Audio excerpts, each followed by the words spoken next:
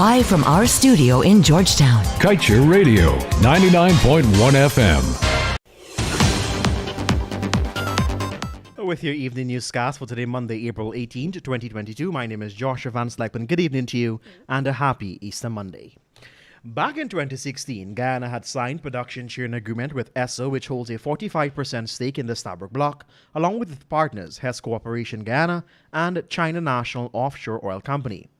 ESSO is incorporated in a known tax haven, the Bahamas, with a registered office in Guyana, and is the company commonly referred to as ExxonMobil Guyana, the operator of the Stabroek Block. To date, the expenditure for which the company deducts through the sales, or as much as 75% of the crude produced in the Stabroek Block, has in large part remained in domain of the partners and has never been shared publicly. A study on Guyana's oil and gas industry and the economics involved by Tom Sanzolo, Director of Financial Analysis for the Institute for Energy Economics and Financial Analysis, has uncovered that EEPGL, in fact, pays its parent company ExxonMobil Corporation, based in Texas, USA, a hefty parent company overhead PCO fee. According to Sanzolo in his analysis, EEPGL, prior to 2020, paid over $73 million in PCO fees to its parent company. Sanzolo, in his July 2021 report, said that EEPGL paid ExxonMobil Corporation $35 million in 2020, and in 2021, it forked out $39 million in PCOS fee. This year, Sanzolo predicts that fees being paid to the U.S. base parent company will increase to $53 million and then $64 million the following year. Slated to collect $93 million in 2024, it would mean that by the end of the next 3 years, ESSO would have paid over to the Texas-based ExxonMobil Corporation almost $500 million in fees. This newscast had reported that Sanzolo in his findings had found too that another of the expenditures to which Guyana is being charged, a hefty amount, relates to the interest being charged on the loans contracted by ESSO. Attorney at Law Christopher Ram is not only viewing the recent change to the Parliament's Public Account Committee quorum as a disregard for transparency, but he believes that this recent act to increase the minimum number of persons required for the oversight meeting is another blow to the constitutional right of citizens to be informed. Ram has been among the numerous professionals and civil society voices critical of government's posture regarding the availability of information.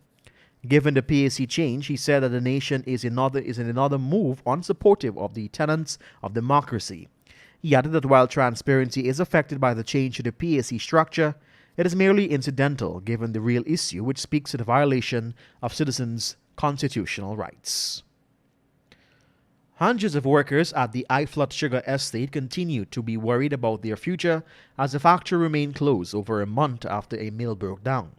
As a result, the workers have not been earning, and the government is at pains to provide such cushion to their woes.